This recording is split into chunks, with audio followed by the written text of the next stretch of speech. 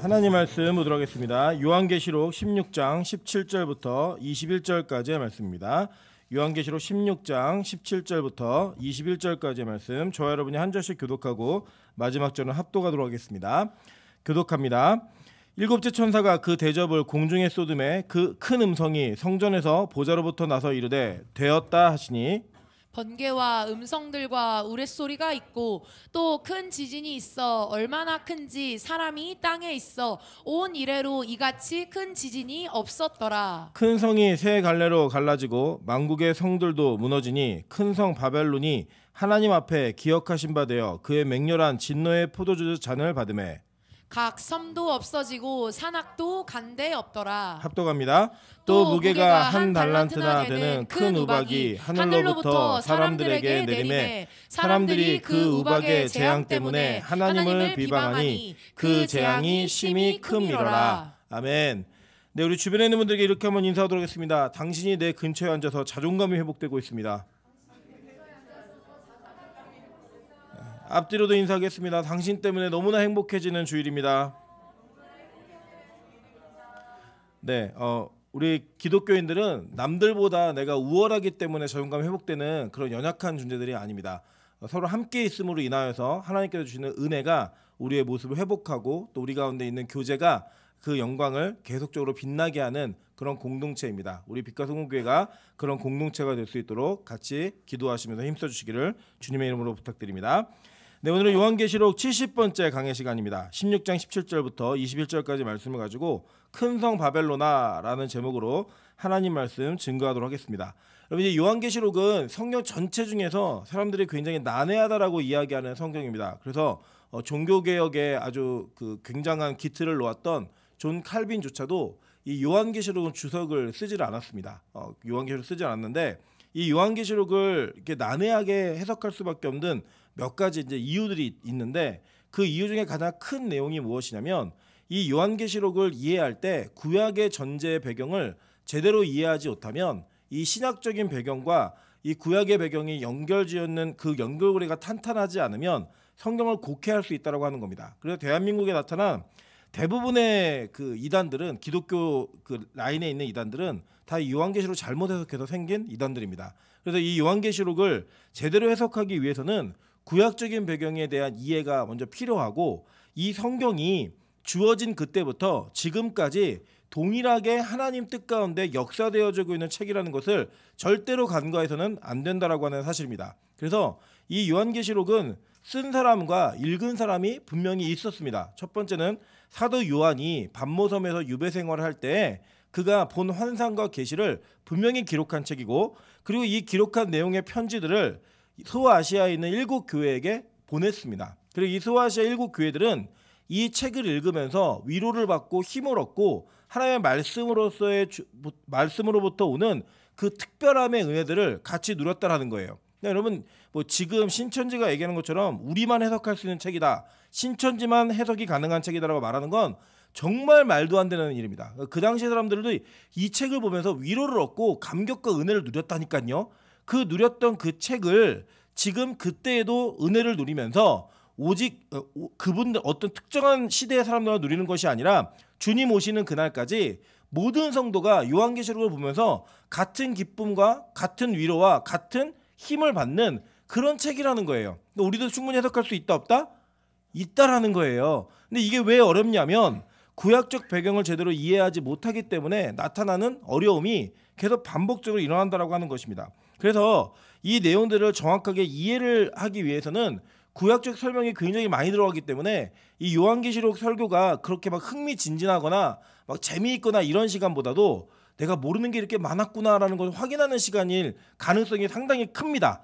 그럼에도 불구하고 여러분 계속 반복적으로 듣다 보면 이거 들었던 이야기야, 이거 내가 아는 이야기야, 내가 지난번에 이거 어렴풋이 기억이 나 라고 하는 반복의 은혜를 통하여서 진짜 하나님의 말씀이 깨닫게 하는 바가 무엇인지를 알 수 있게 된다는 거예요. 이 요한계시록 전체를 요약하면 딱 하나입니다. 예수가 이긴다, 이거예요. 그 예수가 이기는 것이 어떻게 과정을 통해 증명되어지고 있고 구약에서부터 어떻게 예언되어져 있는가를 살펴보면서 힘을 얻는 거예요.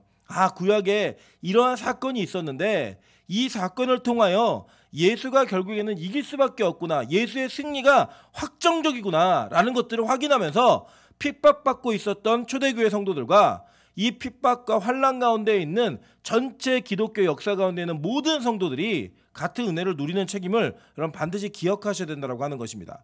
제가 왜 이렇게 말씀드리냐면 오늘 17절에 보니까 일곱째 천사, 마지막 대접이죠. 이 마지막 대접이 어디에 부어져요?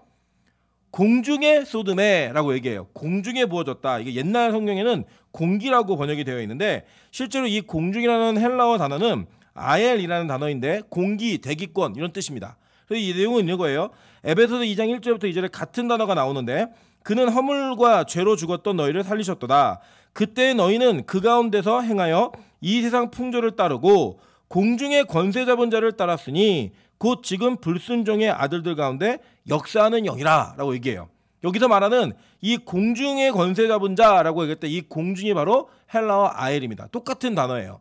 그러니까 지금 이거는 이 공중에 부어졌다, 공기 중 대기권에 부어졌다라고 하는 것은 어떤 의미가 있는지 한번 살펴보도록 하겠습니다. 유대인들은 이 하늘 우주관이 있었는데 이 우주관이 좀 특이했어요. 3층 천에 대한 우주관이 있었습니다. 여러분 기억하시겠지만 바울 사도가 자기의 간증을 이야기하면서 자기가 하늘나라 갔다 온 걸 얘기하는 간증이 고린도전서에 나오는데 그 내용에 보면은 3층 천이라는 단어가 나와요.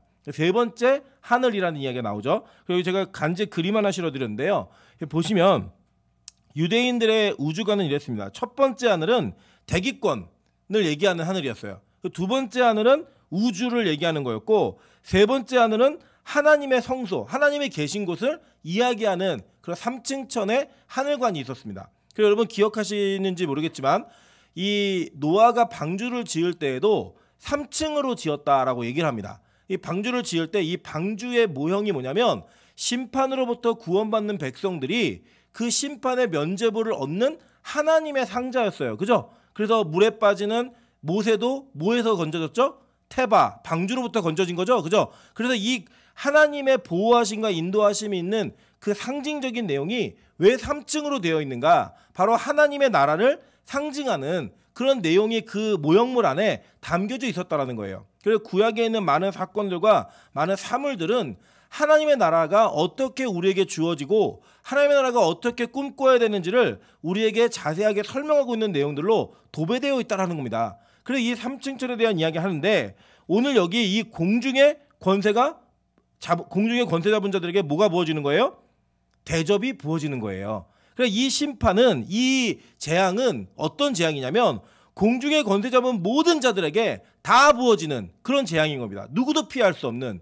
그래서 일곱 번째 이 대접의 재앙은 전체 대기권 안에 있었던 그러니까 공중의 권세 잡은 자들에게 주어지는 최후의 심판을 상징하는 내용이라는 거예요. 여러분 계시록 9장 1절부터 2절에도 이것이 이전에 나팔 재앙 때 반복적으로 드러났었는데 다섯째 천사가 나팔을 울매 내가 보니 하늘에서 땅에 떨어진 별 하나가 있는데 그가 무저갱의 열쇠를 받았더라. 그가 무저갱을 여니 그 구멍에서 큰 화덕의 연기 같은 연기가 올라오매 해와 공기가 그 구멍의 연기로 말미암아 어두워지며 라고 이야기해요. 나중에 이제 우리 계속 보겠지만 아침의 아들, 계명성이요 뭐 얘기하는 이 내용들도 다 이런 구약적 기반을 가지고 내용을 이야기하는 그 연속성 속에서 신약에 반복적으로 이야기하고 있는 거라는 거예요. 그러니까 구약을 아는 백성들은 특별히 뭐 여러분 다 아시겠지만 유대인들 이때 당시 유대인들은요 구약을 웬만하면 모세오경은 다 외웠고요. 구약을 웬만하면 달달달달 숙지하고 다니는 사람들이었습니다. 그래서 이 신약에 나타나는 이 단어들과 문장들을 보면 아 이거는 구약의 어떤 사건을 이야기하는구나 정확히 알 수 있었다는 거예요. 그렇게 이야기하는 그 장면 가운데 하나님께서는 이 공중의 대접 재앙을 부으심으로 말미암아 최후의 심판이 어떻게 진행됐고 어떤 것도 그 심판 아래에서 면제되거나 피할 수 없음을 정확하고 분명하게 선언하고 계시다라는 거예요. 그러면서 바울은요 이 심판으로부터 유일하게 면제되는 사람들이 누구인지를 우리에게 설명하고 있습니다. 데살로니가전서 4장 16절부터 18절에 있습니다. 주께서 호령과 천사장의 소리와 하나님의 나팔 소리로 친히 하늘로부터 강림하시리니 그리스도 안에서 죽은 자들이 먼저 일어나고 그 후에 우리 살아남은 자들도 그들과 함께 구름 속으로 끌어올려 공중에서 주를 영접하게 하시리니 그리하여 우리가 항상 주와 함께 있으리라. 그러므로 이러한 말로 서로 위로하라 라고 얘기해요. 그죠? 그러니까 이제 이 대접장이 부어지고 나서 심판이 완전하게 완성이 되어지면 어떤 일이 벌어지느냐? 공중의 권세 잡은 자들의 권세가 이제 끝나는 거예요. 그럼 이제 누구의 통치가 임하는 거죠? 하나님의 통치가 임하는데 그 임하는 하나님의 통치가 우리 눈에 어떻게 보이는 거예요? 예수 그리스도의 재림으로 보여진다라는 거예요. 그리고 그 재림 가운데 우리가 공중으로 끌어올려가서 구름 속에서 그 영광의 구름 속에서 누굴 만나는 거예요? 예수 그리스도를 대면하게 된다라는 거예요. 위로하라는 거예요. 이런 말들로. 여러분 그래서요. 그리스도인들에게 있는 위로는 어떤 위로냐면요. 재림에 대한 확신입니다. 주님께서 다시 오심에 대한 그 확신이 저와 여러분의 이 땅의 삶이 너무나 어렵고 힘들 때마다 가장 큰 위로가 돼야 되는 겁니다. 여러분 물론 많은 이 기독교인들이 이 어떤 사회적인 삶들을 살아가다 보니까 사회 속에서 있는 사건이나 이런 것들에 대한 문제들의 인식을 복음적으로 이해해야 된다라고 이야기합니다. 맞습니다. 기독교는 그러한 책임이 있습니다. 그럼에도 불구하고 여전히 이 기독교는 내세에 대한 관심과 내세에 대한 문제 해결에 가장 큰 초점이 있는 종교임을 잊지 않으셔야 됩니다. 우리가 바라고 우리가 기대하는 것은 이 땅에서의 영원한 삶이 아니라 주님께서 다시 오시는 새하늘과 새 땅에서의 영원한 삶을 꿈꾸면서 이 땅의 어려움들을 이겨내고 넘어서는 자들이라는 거예요. 그래서 여러분 그것에 대한 본질적 믿음이 흔들리게 되면 우리 안에 진짜 위로 없어집니다. 뭐 이 땅에서 여러분 위로받으려면 다른 거 아니에요. 그 돈 주면 위로돼요. 돈 많이 벌면 위로되고요. 어떠한 사건과 상황의 어려움이 있어도 돈 많이 주면 위로됩니다. 얼마 전에도 제가 어떤 분하고 대화하다가 일이 너무 힘들대요. 일이 너무 힘든데 지금 받는 페이가 너무 작아가지고 이 작은 거와 일의 양이 안 맞아갖고 너무 힘들대요. 그래서 제가 물어봤어요. 1,000만 원 주면 그 일 계속 하려 했더니 1,000만 원 주면 자기 그 일 계속 할 수 있대요. 여러분 이 땅은요 돈 주면 다 위로돼요. 아무리 어려운 일을 당하고 아무리 힘든 일을 당해도 여러분이 상상할 수 없는 물질적인 기준을 제시하잖아요. 여러분 다 합니다. 그런데 여러분 우리가 정말 그런 기독교인들이 그러한 위로에 필적할 만한 이 땅의 소망을 갖고 살아야 된다면 여러분 돈보다 더 센 힘이 없다니까요. 이 땅에서는. 그런데 우리가 진짜 바라야 되는 건 그게 아니라는 거예요. 이 땅이 언젠가는 종말이고 끝난다는 겁니다. 이 끝나는 곳에 여러분이 사람끼리 약속한 종이조각 그게 돈이에요. 그러니까 약속이에요. 이거는요. 어떤 약속이냐면 내가 노란 색깔 종이를 하나 주면 노란색 맞나요? 5만 원이야 이게. 5만 원의 가치가 있는 물건을 주는 거야 라고 하는 우리 민족들끼리의 약속인 거예요. 그래서 여러분 그 돈을 가지고 아프리카 가서 줘보세요. 그 돈 갖고 물건 주나? 안 줘요. 그냥 인간 사이의 약속이라고요. 근데 그 약속이 언젠가는 끝난다는 거예요. 끝나고 나면 어떤 일이 벌어지느냐? 이 땅에 우리가 소중하게 여겼던 모든 가치가 다 평가절하되고 완전하게 완벽한 주님의 나라가 이루어지는 그날에는 오직 그분께서 통치하시는 그 나라만이 저와 여러분의 유일한 위로가 되고 저와 여러분의 유일한 소망이 된다는 겁니다. 여러분 그리스도인들은요 그 소망이 아직 오지 않았어요. 시간 속에서는 아직 오지 않았는데 아직 오지 않은 그 시간을 미리 끌어다가 기쁨으로 사는 존재인 거예요. 그 제가 몇 번 비유를 드렸잖아요. 여러분 어제 여러분 로또가 또 이렇게 추첨을 했죠. 당첨이 되는 사람이 나왔어요. 만약에 여러분 그 중에 여러분이 1등의 주인공이라고 한번 가정을 해봅시다. 그리고 여러분 로또 그 뽑은 번호표 있잖아요. 그거 버려요 안 버려요? 안 버리죠. 왜 안 버리죠? 그 돈이에요? 아니에요. 그 종이 쪼가리예요. 그냥 숫자 적어져 있는. 근데 그 종이 쪼가리가 내일이면 뭐가 돼요?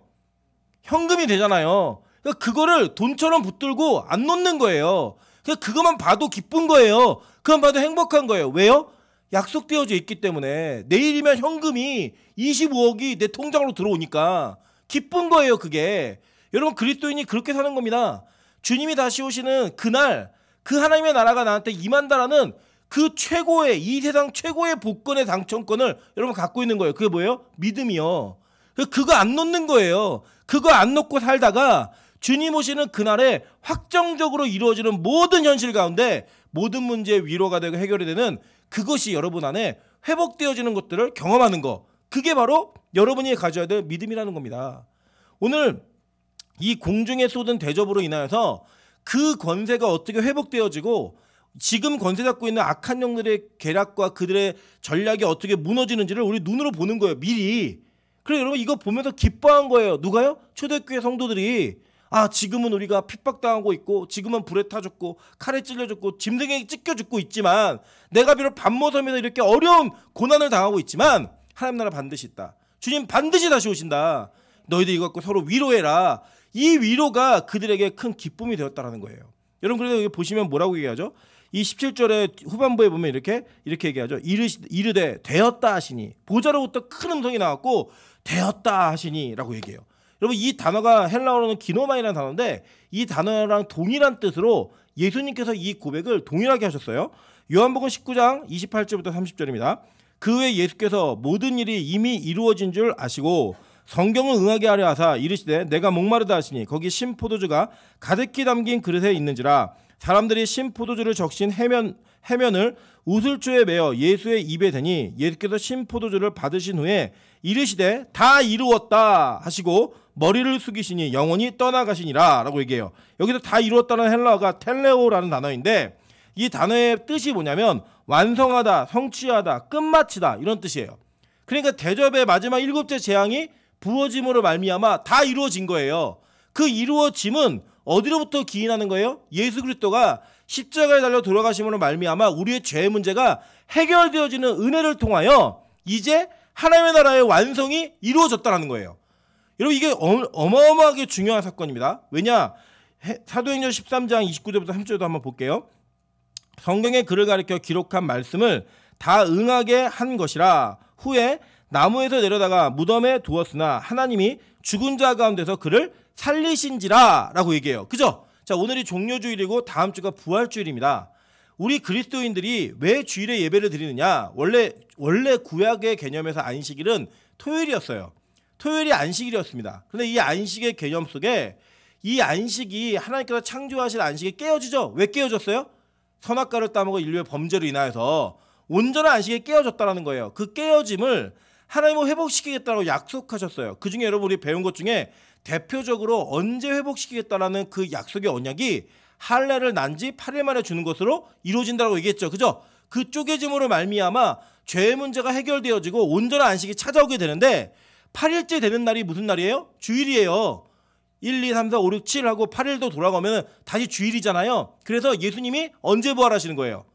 안식 후 첫날 부활하셨어요. 그래서 초대교인들은 토요일하고 주일을 다 지켰습니다. 근데 하루만 지키려고 할 때 초대교회 성도들이 이 안식의 개념을 제대로 이해한 성도들이 모여가지고 결정한 내용이 뭐냐면 우리의 영원한 안식의 상징인 주일이 우리에겐 더 소중하다. 그래서 주일을 지키는 거예요. 그래서 이 주일은요, 여러분 부활을 기념하는 그 기념 속에서 출발한 사건입니다. 그러니까 영원한 안식이 우리에게 주어질 거라는 기대를 가지고 오는 거예요. 그래서 여러분 일주일 동안 세상에 찌들고 어렵게 산 모든 마음들이 이 주일의 예배를 통해 회복되어지는 겁니다. 어떻게 회복되어지는 거냐? 우리 대부분 회복 뭐 이러면 내가 없던 힘이 생기고 뭐 이런 것들로 대부분 이해를 하세요. 뭐 좋은 거 먹고 자고. 근데 그게 아니라는 거예요. 여러분 그 안식이라는 히브리어가 뭐라 그랬죠? 샤바트. 그죠? 이 샤밧이라는 히브리어의 뜻이 뭐예요? 제자리로 가다. 그러니까 보통 안식은 우리는 쉰다, 아무것도 안 한다 이런 개념을 이해하시는데 그게 아니라 구약적인 개념에서 히브리어의 안식의 개념은 원래의 자리로 돌아가다라는 의미예요. 우리가 집에 돌아가서 막 집에 문 열고 들어갔을 때 집이 막 깨끗하면 기분이 좋아요, 안 좋아요? 엄청 좋잖아요. 저희 아내는 제가 뭘 해도 안 기쁜데 청소하면 그렇게 기쁘대요. 그래서 청소를 하고 있으면 저희 집에 들어올 때 청소가 되어 있으면 너무너무 감격해하고 그 감격의 정도가 막 희한할 정도예요. 그리고 저희 아들이 그걸 알아가지고 혼자서 방 정리를 하는데 제가 끝내주게 합니다. 그럼 엄마가 막 그 기쁨을 같이 누리면서 막 그 안식함을 누리는, 그게 안식인 거예요. 그게 내 물건이 어디 가 있는지, 원래 있어야 되는 자리에 가 있는 거. 그러니까 주일의 안식은 뭐예요? 예배자는 예배하는 자리로, 피조물은 예배하는 자리로, 하나님은 영광 받으시는 자리로 가는 게 안식이에요. 그래서 여러분 주일날은 아무것도 안 하고 쉬는 날이 아니고요, 하나님께서 원하시는 예배의 자리로 돌아오는 것이 안식인 겁니다. 그래서 우리가 일주일 동안 하던 일을 멈추고 주님 앞에 나와서 안식의 개념으로 예배를 하는 거예요. 그래서 예배를 계속 드리고, 우리 교회는 이렇게 예배가 많어. 우리는 안식을 누리기 위해서 그 예배를 드리는 거예요. 그래서 그 안식을 누리는 것이 예배 가운데 있어야지만 여러분 진짜 참성도의 기쁨과 부활의 기쁨이 무엇인지를 누리는 거예요. 천국 가면 뭐 하느냐? 다른 거 안 해요. 그냥 하나님을 예배하는 삶을 사는 거예요. 그분은 그분의 자리에서, 우리는 우리의 자리에서 그 안식의 자리로 돌아가는 그 영원한 안식을 통해 영원한 기쁨을 누리는 겁니다. 그러니까 지금 이 땅에서 예배가 안 즐거운 분들은요, 천국 가면 거기 지옥이에요. 거기는 매일 예배만 드리니까. 그러니까 그 연습하는 겁니다. 예배가 즐겁기 위해.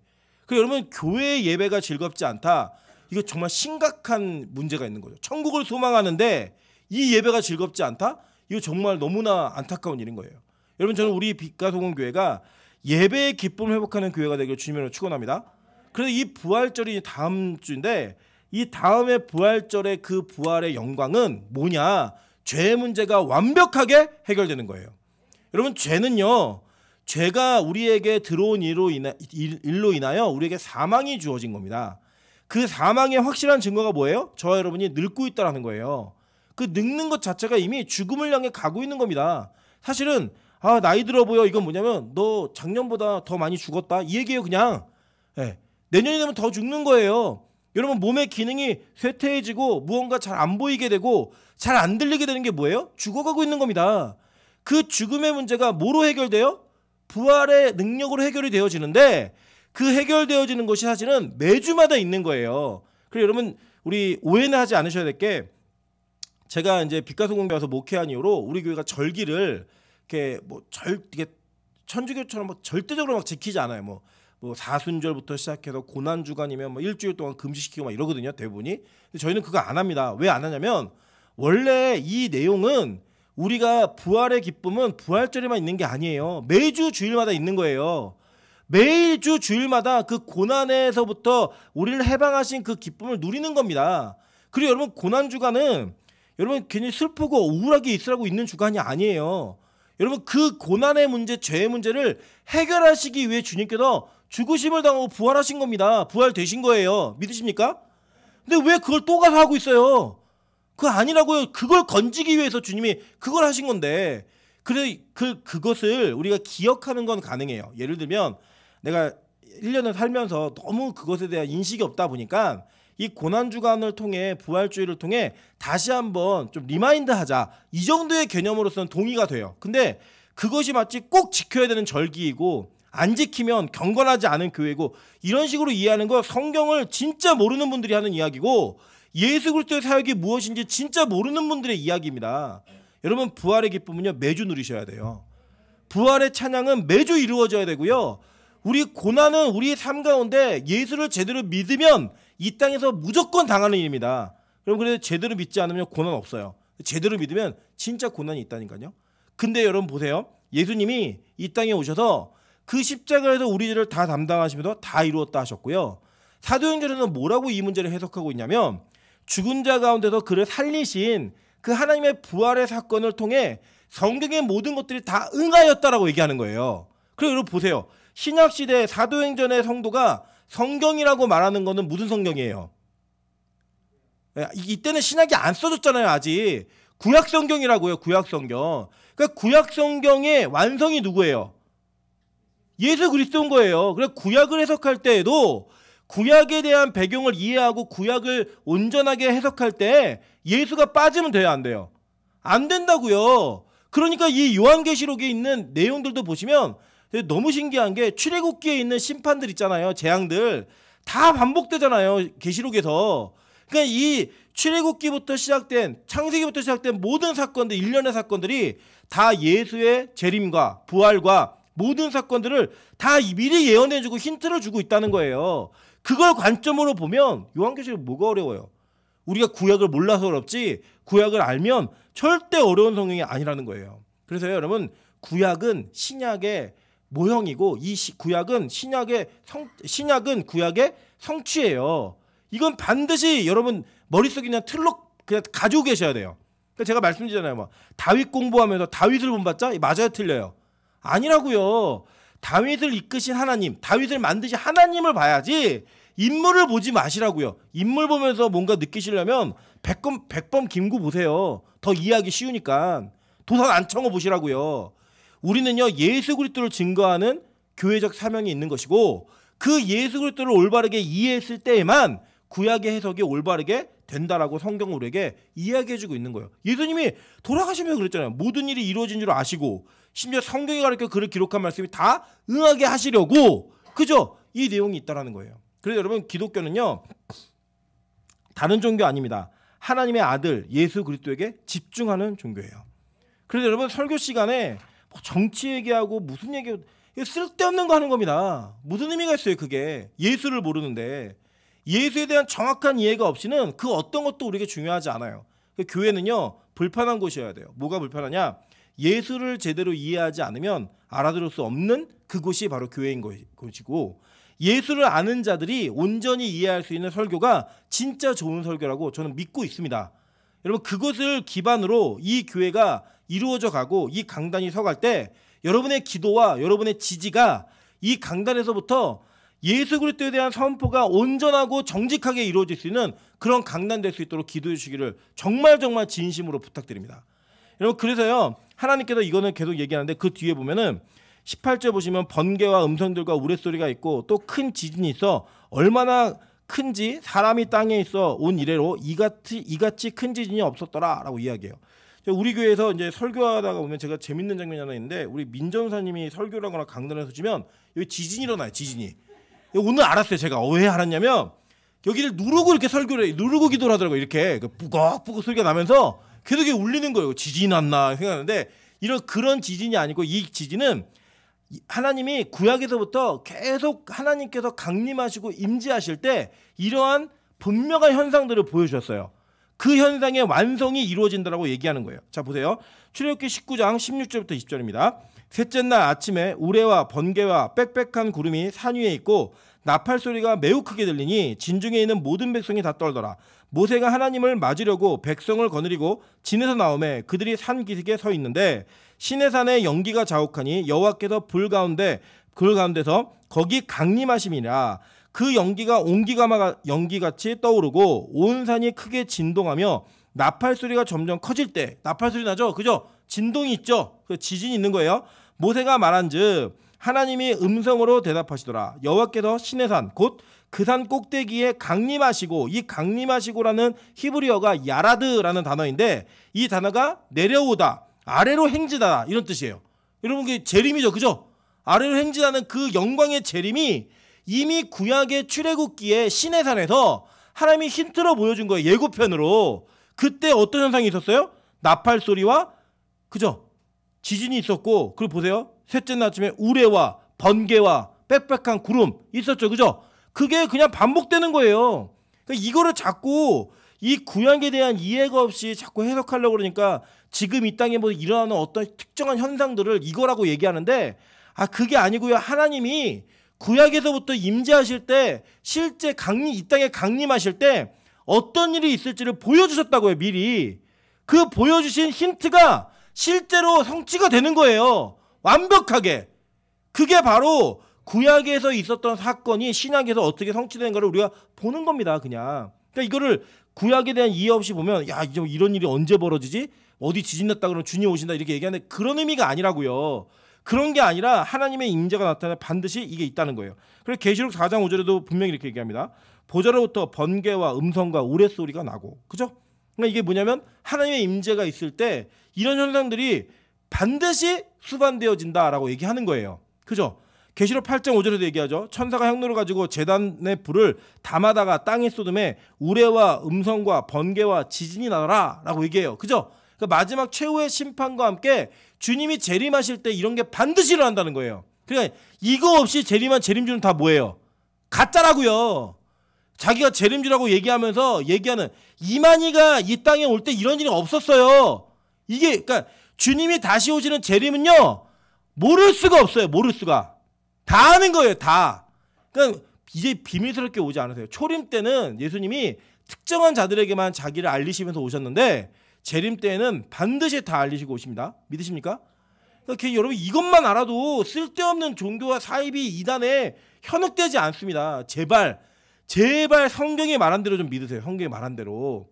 성경은요 예수님의 재림을 비공개적으로 오는 재림이라고 얘기하지 않았어요. 절대로요. 그리고 여러분 확실해요. 부활하신 예수 그리스도가 진짜인지 아닌지 의심했던 도마가 뭘 보고 확인했어요? 에? 못자국과 창자국을 보고 확인했잖아요. 그러면 다시 오시는 예수님은 뭐가 있으셔야 돼요? 못자국과 창자국이 있으셔야 된다고요. 그게 없으면 재림주의 아니에요. 아니라고요. 그리고 제가 누누이 말씀드리지만 예수님은 다윗의 자손이에요. 그죠? 그리고 예수님 국적이 뭐예요? 굳이 따지자면 예? 인종이 뭐예요? 인종이 유대인이라고. 유대인. 한국 사람은 절대 재림주가 될 수 없어요. 믿으십니까? 예, 그걸 절대 잊지 마세요. 아시겠죠? 이 기초적인 것만 아셔도 절대 현혹되지 않습니다. 보세요. 학개서 2장 6절부터 7절에도 분명히 예언했습니다. 만군의 여호와가 이같이 말하노라. 조금 있으면 내가 하늘과 땅과 바다와 육지를 진동시킬 것이요 또한 모든 나라를 진동시킬 것이며 모든 나라의 보배가 이르니 내가 이 성전의 영광이 충만하게 하리라. 만군의 여호와의 말이니라 라고 얘기해요. 그죠? 성전의 회복이 있잖아요. 성전의 회복. 여러분 기억하시죠? 이 성전이 어디예요? 나중에 하늘에 뭐가 있었어요? 계시록 11장에 하늘에 언약궤가 있었잖아요. 그죠? 언약궤를 어디다 둬요? 성전에 둔다고요. 그 성전의 영광, 그러니까 성막, 성전, 이건 다 뭐의 모형이에요? 하나님의 나라의 모형이라고요. 그 모형의 성전이 우리에게 온전히 이루어지는 그 영광의 회복이 있을 때 어떤 일이 있는 거예요? 하늘과 땅과 바다와 육지가 진동케 되는 일들이 일어난다는 거예요. 그래서 주님이 그렇게 이 땅에 다시 오십니다. 여러분 그걸 믿으면서 사는 게 그리스도인인 거예요. 보세요. 히브리서 12장 26절부터 29절에도 동일한 내용을 반복합니다. 그때는 그 소리가 땅을 진동하였거니와 이제는 약속하여 이르시되 내가 또 한 번 땅만 아니라 하늘도 진동하리라 하셨느니라. 이 또 한 번이라 하심은 진동하지 아니하는 것을 영존하게 하기 위하여 진동할 것들 곧 만드신 것들이 변동될 것으로 나타나심이라. 그러므로 우리가 흔들리지 않는 나라를 받았은즉 은혜를 받자. 이로 말미암아 경건함과 두려움으로 하나님을 기쁘시게 섬길지니 또는 감사하자. 우리 하나님은 소멸하시는 불이심이라 라고 얘기해요. 여러분 이 땅이 다 흔들리는데 그 가운데 흔들리지 않는 나라를 받은 자들이 있다는 거예요. 그게 누구예요? 성도, 저 여러분이에요. 여러분 그래서요 이 출애굽기에도 10가지 재앙이 일어나잖아요. 일어날 때 오늘도 배우시겠지만 이 재앙의 연속성이 있을 때 그 재앙의 연속성으로부터 아주 분리되어진 땅이 있었어요. 그 어느 땅이에요? 고센 땅. 고센 땅. 이스라엘 백성들이 거하는 곳은 하나님이 뭐라고 바로에게 뭐라고 했냐면 내 백성하고 네 백성하고 내가 갈라가지고 일을 행할 거야 라고 얘기하면서 그 10가지 재앙으로부터 면제받은 자들이 누구였어요? 이스라엘 백성들이었다고요. 마지막 10번째 재앙은 이스라엘이건 애굽인이건 분별 없이 다 임했습니다. 근데 그 임하는 재앙을 어떻게 피할 수 있었죠? 어린 양의 피로 말미암아 피할 수 있었다는 거예요. 그래서 여러분 심판과 재앙이 막 임하는 메시지가 두려운 분들은 왜 두려운지 아세요? 믿음이 없기 때문에 두려운 거예요. 예수를 향한 믿음이 있잖아요. 그분을 향한 온전한 믿음이 있으면 두렵다 안 두렵다? 안 두려운 거예요. 여러분 우리는요 뭐 호기가 있고 뭐 배짱이 좋고 이래서 안 두려운 게 아니고요. 믿음 때문에 두렵지 않은 나라를 받는 거예요. 진동하지 않은 나라를 받는 거예요. 그래서 그 나라 가운데 이 땅이 온전히 진동하게 되고 큰 지진이 있을 때 우린 절대 두려워하지 않는 겁니다. 그게 믿음이에요. 그게 막 예를 들어 이런 거예요. 제가 여러분 지금부터 1시간 뒤에 이 중계동이 다 무너지는 지진이 있을 건데 하나님이 이 건물만은 아무 일도 없을 거라고 얘기하셨으니까 안심하세요 라는 얘기를 하고 1시간 뒤에 진짜 지진이 막 일어나기 시작해요. 그 여러분 어떠실 것 같아요? 마음에. 그래 믿음 때문에 두려울 것 같아요? 안 두려울 것 같아요? 안 두려워요. 말씀대로 되네? 우리 목사님 영험하네? 선포한 대로 그대로 되네? 사람의 말도요 안 두렵다고요. 여러분 지금도 우리 정치하는 분들이 막 점쟁이한테 가서 묻고 그래서 그분들이 그 점쟁이의 말을 듣고 무슨 일을 진행을 할 때 사람들이 막 뭐라 그래도 안 두려워해요. 왜 안 두려워하는지 아세요? 맞았으니까 여지껏 계속. 무슨 얘기인지 이해되세요? 그 귀신을 섬기는 사람들도 귀신이 자기의 운명을 맞추고 자기의 미래를 맞춘 것 때문에 이 세상 사람들이 뭐라 그래도 두렵지 않냐는 믿음이 있다니까요. 귀신에 대한.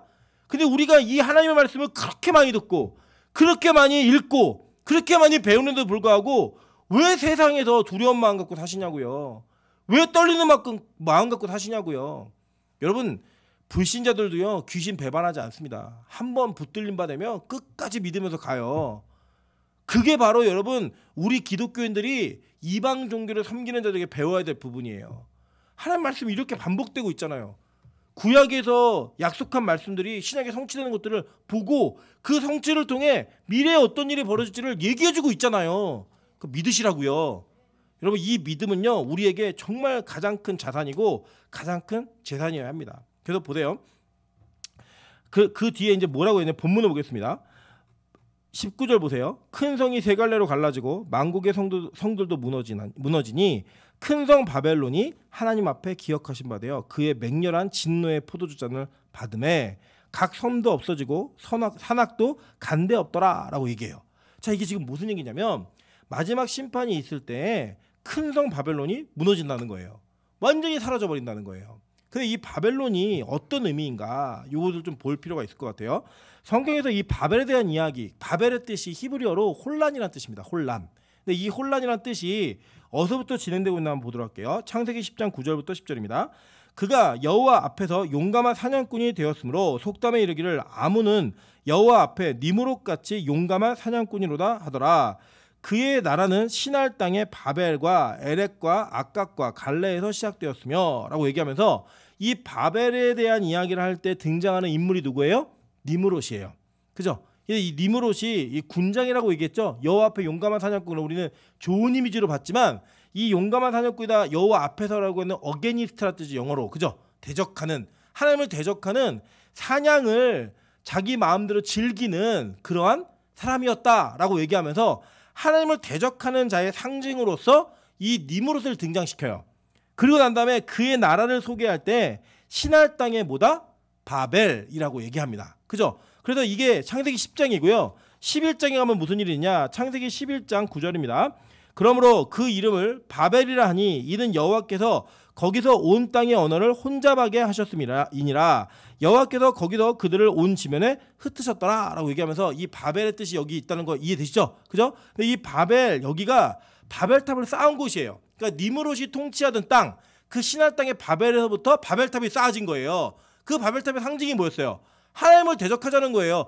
홍수의 심판을 면하자는 거였다고요. 그들이 우리의 이름을 내자 이게 목적이었다고요. 그래서 이 전승에 따르면 바벨탑을 쌓을 때 벽돌마다 자기 이름들을 새겨 넣었대요. 자기 누가 쌓았는지 이거를 자기 이름을 내는 기념비들을 높이 쌓아 올려서 하늘에 닿는 이 닿음을 시도했고요. 진짜 뭐 하늘 꼭대기가 닿으려고 했던 게 아니라 그들이 이전에 창세기 9장까지 어떤 사건이 있었죠?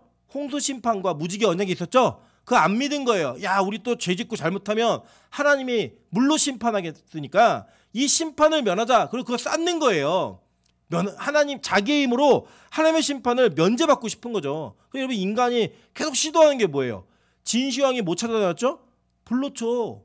우리나라 임금들이 좋은 거 많이 먹었잖아요. 왜요? 오래 살려고 안 죽으려고. 원래 사망은 우리의 죄가로 말미암아 우리에게 정해진 수순이에요. 근데 그거를 거부하고 오랫동안 살고 영원히 살아보려는 시도를 지금도 하잖아요. 과학의 힘을 가지고 계속 하잖아요. 여러분 이 계속하는 그 시도들 그게 다 뭐냐? 하나님을 대적하는 거예요. 하나님의 명령을 그대로 믿지 않는 거예요. 근데 이것이 어디서부터 시작됐어요? 바벨에서부터 시작된 거예요. 그래서 이 바벨이라고 하는 것은 상징입니다. 상징. 왜 우리도 보통 그런 거 있잖아요. 야 뭐 벌교에서 주먹 자랑하지 말아라. 뭐예요? 벌교에는 주먹을 잘 쓰는 주먹쟁이들, 싸움꾼들이 많다라는 의미로 벌교 출신이야 쟤 그럼 그 무슨 뜻이죠? 싸움 잘하는 애야 이런 뜻이잖아요. 그런 것처럼 바벨이라는 단어가 등장하면 이 유대인들에게는 성경에서 말하는 이 바벨은 하나님을 대적하는 상징인 곳이에요. 상징인 곳. 그래서 이 온 땅을 뭐라고 표현하냐면 큰 성 바벨로나 이렇게 얘기하는 거예요. 저 여러분이 살고 있는 이 세상을 바벨론이라고 얘기하는 겁니다. 그래서 계속 볼게요. 이 계시록 11장 8절에서 이 상징적인 도시들을 사용하는데 그들의 시체가 큰 성 길에 있으리니 그 성은 영적으로 하면 소돔이라고도 하고 애굽이라고도 하니 곧 그들의 주께서 십자가에 못 박히신 곳이라 라고 얘기해요. 그죠? 그러니까 여기에 뭐라고 얘기하냐면 소돔은 뭐의 상징이었죠? 범죄의 상징, 유황불의 심판의 상징이었죠. 애굽은 뭐예요? 이스라엘 백성들이 노예로서 붙들려 있었고 출애굽을 해야만 하는 그 세상의 상징으로 성경에 계속 인용되고 사용되잖아요. 그죠?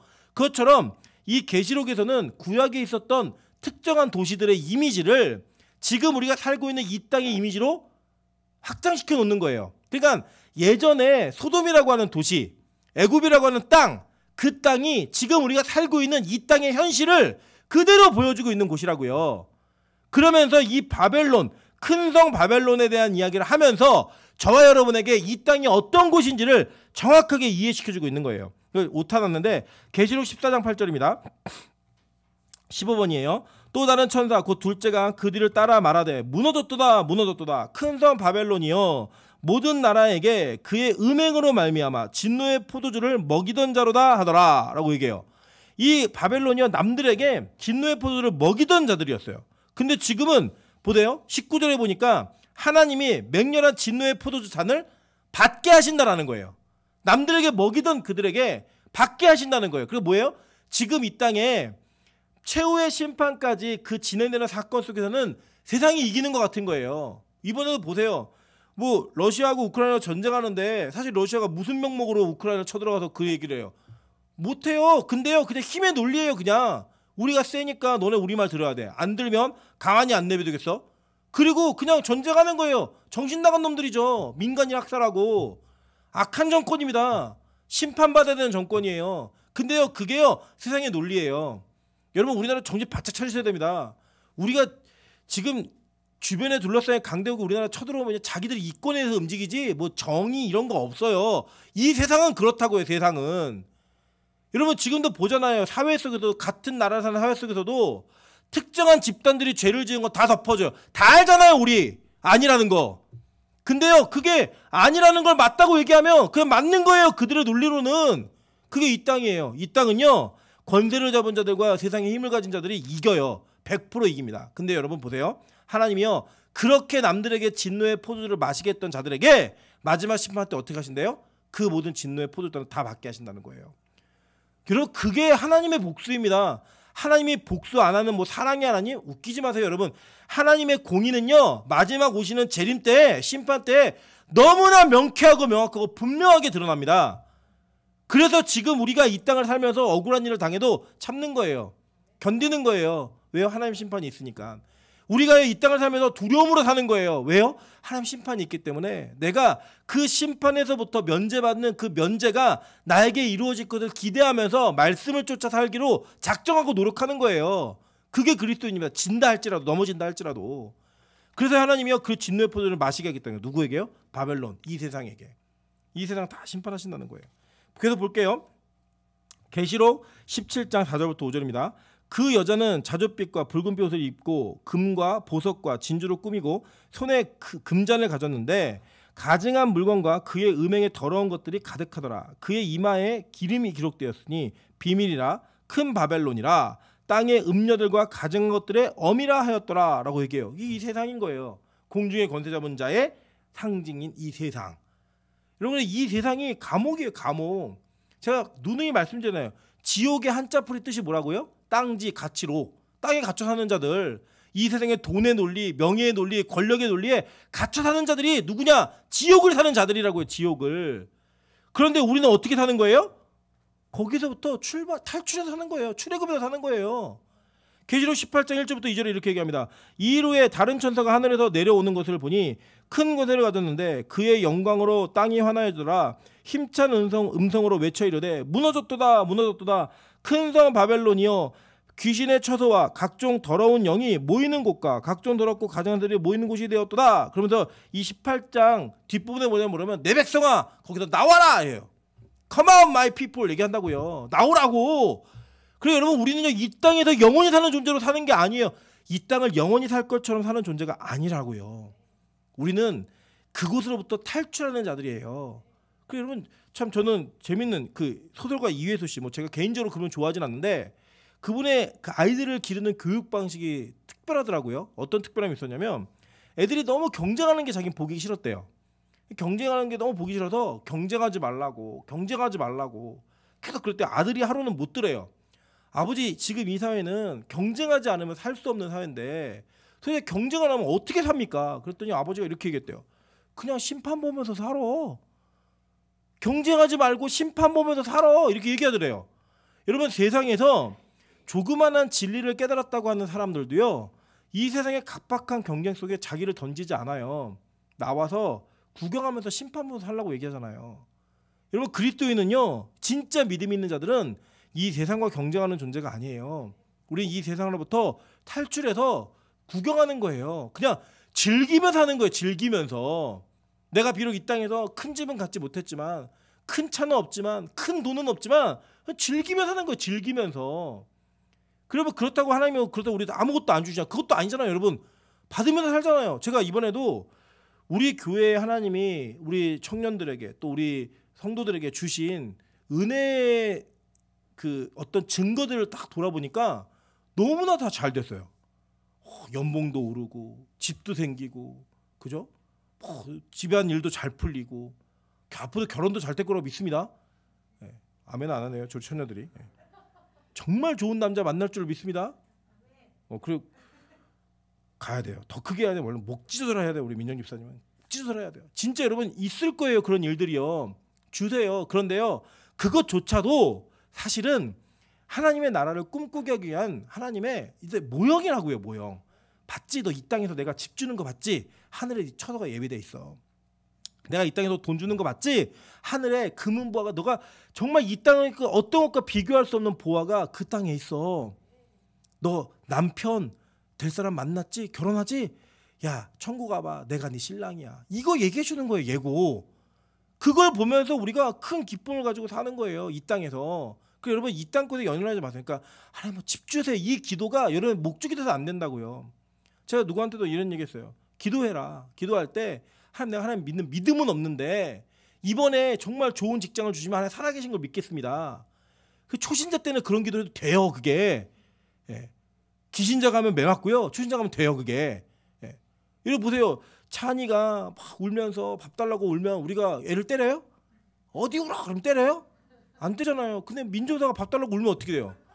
때려야죠. 네가 몇 살인데 밥 달라고 울고 있어. 해먹어. 이렇게 맞는 거죠. 또 답답한 게 뭐냐면 우리 하나님 정말 큰 분이에요. 정말 큰 분. 그래서 여러분 이 땅에서 제발 위축되어 살지 마세요. 위축되어. 제가 어제도 저희 아내랑 대화하다 이런 얘기했어요. 저희 아내는 자기 성향과 기질이 그렇대요. 저희 집에 이제 동아 형제가 놀러 왔고 이제 셋이 대화 나누는데 이 세상의 권세 잡은 자와 힘 있는 자들 앞에서 주눅 든다는 거예요. 주눅. 근데 저는요 한 번도 그래 본 적이 없어요. 어떤 부자를 만나도 어떤 유명한 사람을 만나도 어떤 잘생긴 사람을 만나도 위축되지 않아요. 제가 여지껏 실제 만나본 사람 중에 제일 잘생긴 사람은 안정환 씨였어요. 축구 선수일 때. 제가 경기장에서 헤매다가 안정환 씨를 봤는데 저는 사람의 얼굴 뒤에서 후광이 나온다는 걸 그때 처음 봤어요. 진짜 잘생겼어요. 근데 저는 위축되진 않았어요.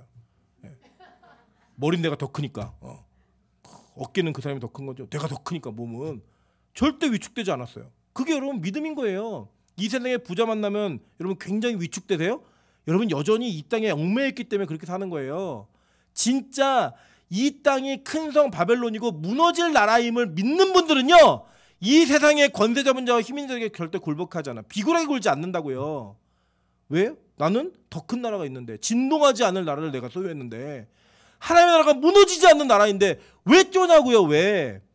제발 주일날 패배하고 슬픈 모습으로 오지 마세요. 일주일 동안 어떤 주일은 저 승리한 기쁨으로 오세요. 내가 세상의 유혹을 이겼습니다. 세상의 힘을 이겼습니다. 저 어저께도 청년 얘기하다가 이런 얘기했어요. 이 청년이 어떤 막 얘기하면서 자기가 어떤 문제에 매여 있다는 걸 발견했대요. 그래 맞아. 너 그거 뛰어넘어야 돼. 하나님보다 그게 더 소중하면 하나님 그거 절대 그냥 두지 않으셔. 그걸 뛰어넘어야 돼.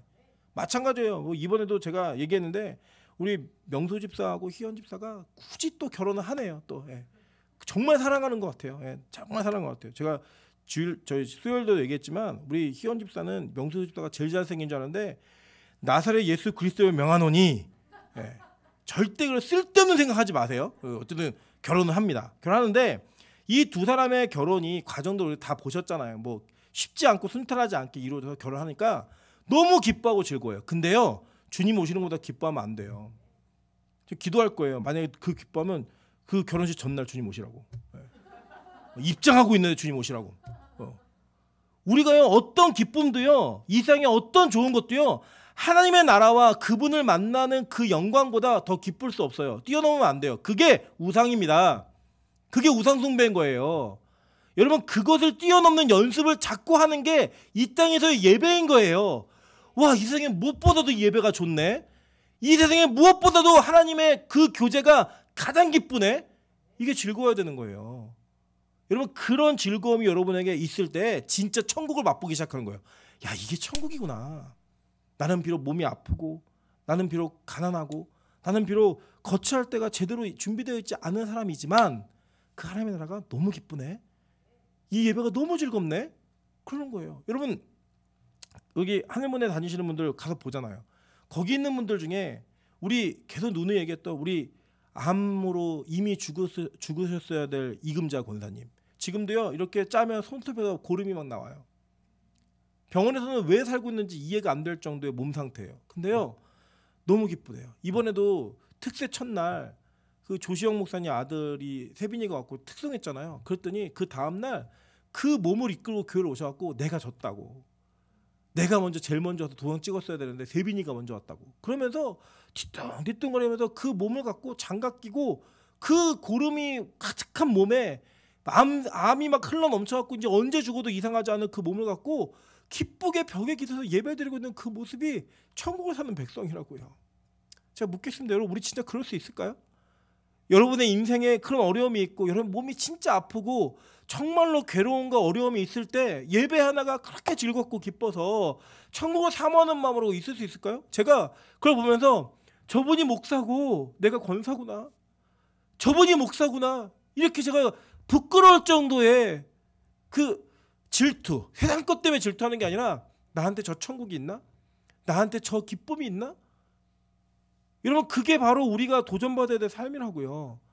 그게 큰 성 바벨론이 이 땅임을 인식하는 자들의 모습이라고, 삶의 모습. 너무 부끄럽더라고요. 너무. 저는 우리 빛가서군 교회가 그런 교회 되길 진짜 소망합니다. 남들이 볼 때 쟤네들 저 좁은 공간에 왜 저렇게 모여서 매일 예배를 드리지? 뭐가 좋다고 저렇게 기쁘지? 뭐 주일 막 쫓아오잖아요. 막 예배 좀 조용히 드리라고. 그렇게 사람들이 이해 못하는 뭐가 대단하고 맨날 불 끄고 저렇게 기도를 하지? 그렇게 이해할 수 없는 우리만의 즐거움, 어떤 누구도 알 사람이 없는 거야. 알 사람이 없도다. 왜요? 그들은 천국을 모르니까, 수여하지 못했으니까. 이 땅이 큰 성 바벨론이 아니니까, 영원한 나라처럼 믿어지니까. 저는 우리 빛가서군 교회가 그 영원한 나라를 소유하는 저와 여러분 되시기를 주님의 이름으로 축원합니다. 계속 볼게요. 시간이 없어요. 제가 항상 너무 죄송해요. 예. 자, 보세요. 마지막 18번 한번 볼게요. 계시록 18장 20절부터 21절입니다. 하늘과 성도들과 사도들과 선지자들아, 그로 말미암아 즐거워하라. 하나님이 너희를 위하여 그에게 심판을 행하셨음이라 하더라. 이에 한 힘센 천사가 큰 맷돌 같은 돌을 들어 바다에 던져 이르되, 큰 성 바벨론이 이같이 비참하게 던져져 결코 다시 보이지 아니하리로다. 그죠? 반복이죠. 똑같은 얘기 하는 거예요. 계속. 여기에 그 각섬도 없어지고 산악도 간데 없더라. 아예 없어지는 거예요. 이 땅에 여러분이 경험했던 막 그런 거 아예 없어져요. 아예 하나님의 나라만 있는 거야. 나라만. 그분만 남는 거예요. 그분만. 그게 바로 우리가 기대해야 되는 것입니다. 기대해야 되는 거. 여러분, 이게요. 이제 여러분 보시면 여기에 이 단어가 이제 어디로부터 이제 오는 건가 이게 보시면 돼요. 자, 보면은 요거 2부 때 할게요. 이게 2부랑 연결되어 있는 내용들이 좀 있어서 2부 때 할게요. 19번은 이게 뭐냐면, 여러분 이제 보통 우리가 루시퍼 막 이렇게 얘기하잖아요. 1부만 들으시는 분도 있으니까 간단 맛만 보여드릴게요. 여기 보면은 이 이사야 14장 3절부터 5절, 12절부터 20절의 말씀인데, 여기에 지금 이 장면이 나오는 게 뭐냐면 큰 성 바벨론이 어떻게 무너지는가예요. 근데 그게 예언이 미리 되어 있는 내용이 뭐냐면, 보세요. 그 굵은 글씨만 보시면 너는 바벨론 왕에 대하여 이 노래를 지어 이르기를, 이렇게 얘기했어요. 그죠? 그리고 바벨론 왕을 뭐라고 부르냐면 12절 보세요. 12절. 자, 보시면 너 아침의 아들 계명성이여, 이렇게 불러요. 이게 히브리어로는요 헤렐벤 샤르라는 단어, 이게 발음이고, 헬라어 70인강으로 번역을 하면 헤어스포로스라는 이게 단어예요. 아침의 아들이라는 뜻이. 그런데 이게 라틴어로는 루시퍼예요. 그래갖고 이거를 이제 루시퍼라고 얘기하는 거예요. 이게 천사장 루시퍼 이렇게 얘기할 때 그거는 교회 전통 안에서 이해되는 거지, 성경이 루시퍼로 얘기한 적은 한 번도 없어요. 요거를 이제 얘기하는 거예요. 그래서 신천지 이거 잘못 이해했고 뭐 쓸데없는 소리 하는데, 이게 그냥 기독교 전통에 얘기되어 있는 건데, 그게 루시퍼가 어떻게 된다는 거예요? 그러나 이제 내가 스올 곧 구덩이 맨 밑에 떨어짐을 당하리로다 얘기했죠. 바벨론 왕이 스올 지옥 끝까지 떨어진다는 거예요. 그죠? 맨 밑에 굵은 글씨 볼게요. 오직 너는 자기 무덤에서 내쫓겼으니 가증한 나무가지 같고 칼에 찔려 돌구덩이에 떨어진 죽음들에 둘러싸였으니 밟힌 시체와 같도다. 내가 내 땅을 망하게 하였고 내 백성을 죽였으므로 그들과 함께 안장되지 못하나니 악을 행하는 자들의 후손은 영원히 이름이 불려지지 아니하려다 할지로다. 네, 할지니라. 이거 다 없어진 거예요. 그냥 이게 이미 구약의 이사야도 예언하고 있는 거예요. 바벨론이 이렇게 망하게 될 거라고. 이때는요 바벨론이 이스라엘을 망하게 하지도 못한 때예요 아직. 그런데 이런 일이 벌어질 거로 이미 예언되어 있다고요. 그러면서 여기 마지막 오늘 본문에 보시면 21절에 무게가 한 달란트나 되는 큰 우박이, 이게 뭐냐면 우리나라 키로로 환산하면 58kg 정도 돼요. 58kg. 우박 한 덩어리가. 이런 우박들이 하늘로부터 막 쏟아진다는 거예요. 이 우박의 심판이 언제 있었죠? 출애굽기 9장 18절부터 19절이에요. 내가 내일 이맘때면 내가 무거운 우박을 내리리니 라고 얘기했어요. 그죠? 맨 뒤에 보세요. 우박이 그 위에 내리느니 그것들이 죽으리라 라고 했어요. 그죠? 이 우박으로 말미암아 애굽을 심판하셨잖아요. 그죠? 강계, 이파수, 도구 7번째 재앙이잖아요. 7번째 재앙. 계속 볼게요. 여호수아 10장 10절부터 11절입니다. 여호와께서 그들을 이스라엘 앞에서 패하게 하심으로 여호수아가 그들을 기브온에서 크게 살육하고 베트론에 올라가는 비탈에서 추격하여 아세가 막게다까지 이르니라.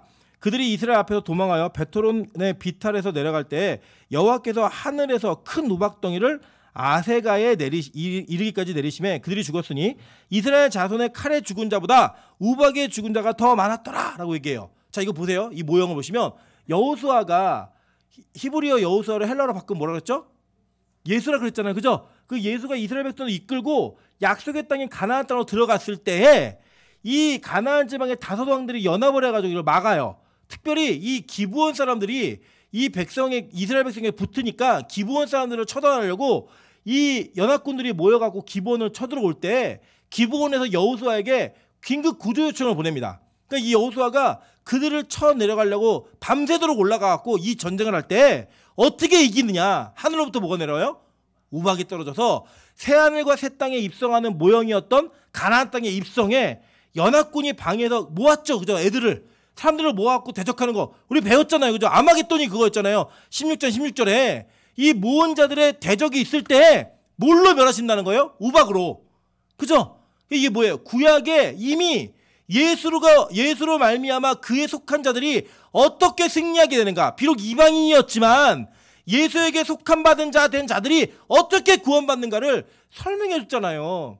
그걸 반복하는 거예요. 그게 실제 이루어진다는 거예요. 그리고 여러분 성경을 많이 하시는 분들은 주님 오실 때 감격이 있을 거예요. 어떤 감격이냐? 와, 진짜 이루어지네. 진짜 성취되네. 그래서 그 기쁨을 누리셔야 되는 거예요. 그 기쁨이 성취된다라고 성경은 얘기하는 겁니다. 계속 말하고 있는 거예요. 계속 보세요. 에스겔 38장 21절부터 22절입니다. 주 여호와의 말씀이니라. 내가 내 모든 산 중에서 그를 칠 칼을 부르니 각 사람은 칼로 그 형제를 칠 것이며 내가 또 전염병과 피로 그를 심판하며 쏟아지는 폭우와 큰 우박덩이와 불과 유황으로 그와 그 모든 무리와 그와 함께 있는 많은 백성에게 비 내리듯 하리라 라고 얘기해요. 이 에스겔 38장은 마곡과 고개 전쟁, 아마겟돈 전쟁을 상징하는 내용이라고 말씀드렸죠? 그죠? 지난주에 말씀드렸죠. 이건 좀 기억하세요. 예. 지난주에 말씀드린 그 내용인데 이 전쟁에서 어떤 일이 벌어진대요? 큰 우박덩이와 불과 유황. 불과 유황이면 어디 심판할 때요? 소돔과 고모라. 이 구약에 있었던 모든 심판의 상징이 마지막에 종합적으로 이루어진다는 거예요. 얼마나 영광스럽고 확신이 있습니까? 주님은요 약속 꼭 지키시는 분이에요. 주님은 진짜 약속 꼭 지키시는 분이에요. 여러분 그 말씀을 믿으면서요 위로받으시라는 거예요.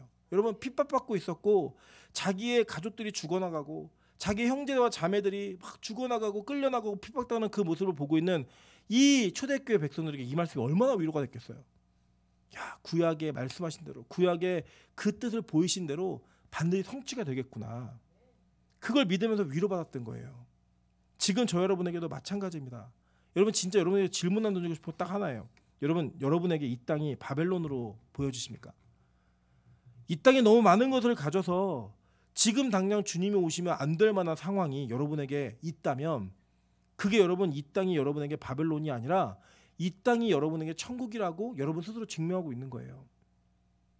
제가 아까도 농담처럼 말씀드렸지만 결혼식 전에 주님 오시면 안 될 것 같은 느낌이 들면 그게 우상인 거예요. 여러분이 무언가 적금을 다 부어놓은 것이 들어오기 전에 주님이 오시면 안 될 것 같다라는 생각이 있으면 여러분 그게 우상인 거예요. 여러분이 이 땅을 정말 바벨론으로 생각하시면 이 땅으로부터 자유하셔야 돼요. 자유하라는 건 여러분 신경 쓰지 말라고 살라는 게 아니고요. 초월하셔야 된다고요. 주님 오시는 그날까지 최선을 살지만 이거 진짜 아니야. 이거 다 가짜야. 이거 다 없어질 거니까 나는 맡겨진 사명 때문에 이렇게 사는 거야. 그리고 나서 주님 오시는 그날에 하나님 드디어 오셨군요. 왜 이제 오셨어요? 그 재림을 기다리는 진짜 믿음이 있기를 소망합니다. 이번에 아주 좋은 통계를 하나 봤는데 유럽에 그리고 또 서구 사회에 교회들의 설교 중에 제일 많은 설교가 종말과 부활에 대한 설교였어요. 이거 이전에 없었던 일입니다. 왜 없었느냐? 그 전까지 이들에게는 이 세상이 너무 좋은 세상이었어요. 심지어는 뭐 윌로우 크릭 이런 교회는요 설교 제목이 주식 투자 잘하는 법, 이게 진짜 설교 제목이에요. 이 땅에서 어떻게 해야 잘 살 수 있는가. 그랬던 교회들이 코로나 팬데믹이라고 하는 어마어마한 사건을 겪었고요. 우리는 그래도 많이 안 죽었지만 정말 유럽이나 서구 사회가, 미국 사회가 한창 많이 죽어나갈 때는요 진짜 막 냉동 트럭에 막 시체 싣고 막 그랬어요. 갖다 막 태우고 그걸 눈으로 본 거예요. 실제 현실로 보게 된 거예요. 그걸 보면서 이 땅에 돈이 있건 없건 뭐 유명하건 유명하지 않건 대단하건 대단하지 않고 심지어 의사들조차 의료진조차 자기의 생명을 지키지 못하고 호련히 다 떠나는 모습을 눈으로 보면서 이 땅이 정말 아무것도 아니구나. 이 땅에 큰 의미가 없는 데구나. 이게 뭐지? 그거에 대한 두려움을 막 느낀 거예요. 그러니까 교회가 진짜 메시지를 선포하기 시작했어요. 진짜 메시지를 듣고자 하는 사람들이 모이기 시작했어요. 저는요 우리 빛가서 공회가 여기에 뒤처지지 않는 교회 되기를 주님으로 축원합니다. 우리 무서워서가 아니라 소망해서 진짜 가고 싶어서 진짜 그 나라를 꿈꾸기 때문에 예배할 수 있고 말씀에 심취될 수 있는 저 여러분 되시기를 주님으로 축원합니다. 우리 시간 같이 한번 찬양